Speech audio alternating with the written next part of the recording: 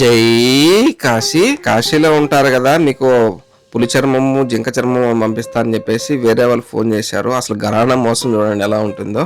ఒక్కొక్క పులి చర్మము జింక చర్మము 1,50,000 2,50,000 చెప్పారు అనమాట. ఏంటంటే అది ఇల్లీగల్ కదా అండి అంటే, ఇవి ఆశ్రమానికి మంచిదండి, సిద్ధిని పొందొచ్చు అని చెప్పారు.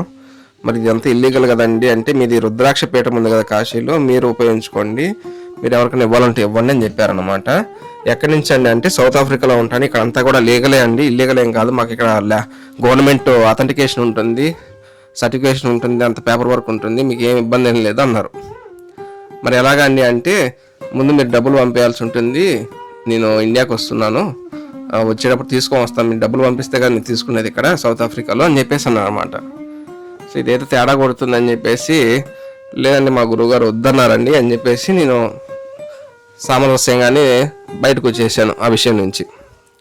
గురువుగారిని అడిగితే, ఏంటి గురువుగారు ఇది సాధనా విధానానికి చెప్పమని అడిగితే, గురువుగారు వచ్చేసి విశేషమైనటువంటి ఒక మేక జాతకు సంబంధించినటువంటి ఉలన్తో తయారు చేయబడినటువంటి కంబలు వాడారు. ఇక్కడ ఏవైతే చూస్తున్నామో ఇవన్నీ కూడా ఆసనాలు. ఆసన సిద్ధి కోసానికి ఎవరైతే జపం చేసుకుంటారో, యోగం చేసుకుంటుంటారో వారందరికీ కూడా ఆసన సిద్ధి కోసానికి ఒత్తుగా వేసుకోవడానికి ఉపయోగపడేటువంటి స్వచ్ఛమైనటువంటి ఉలంతో తయారు చేయబడినటువంటిది.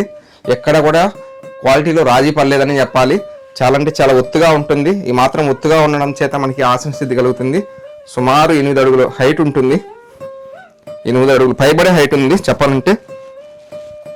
వెడల్పు కూడా 2.5 అడుగుల వరకు వెడల్పు ఉంటుంది. చూస్తున్నారు కదా, స్వచ్ఛమైన ఉలంతో తయారు చేయబడినటువంటిది.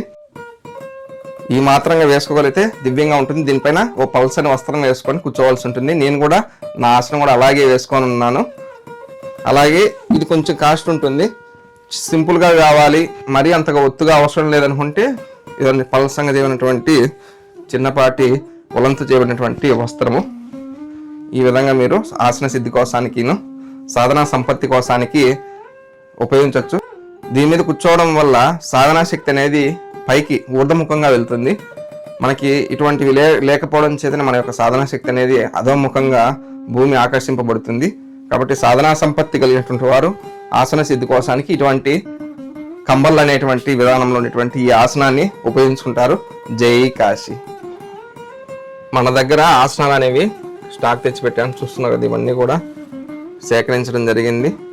షాప్లో మనం కూర్చునేటువంటి ఆసనము చూస్తున్నారు, కింది వైపు ఏదైనా వస్త్రం పైన వేసుకుని కూర్చోవాలి. ఎవరెవరు ఎటువంటి కంబలు వాడాలనేటువంటి సాధనా విధానానికి వచ్చేటప్పటికి సాత్విక సాధనలు చేసే వారందరూ కూడా తెల్ల కమ్మడి వాడాల్సి ఉంటుంది. అలాగే తీవ్ర సాధనలు చేస్తారు కదా, శక్తి సాధనలు, అలాగా అటువంటి సిద్ధింపజేయడానికి నల్లని కమ్మలు కూడా ఉన్నాయి మన దగ్గర, అవి తీసుకోవాల్సి ఉంటుంది.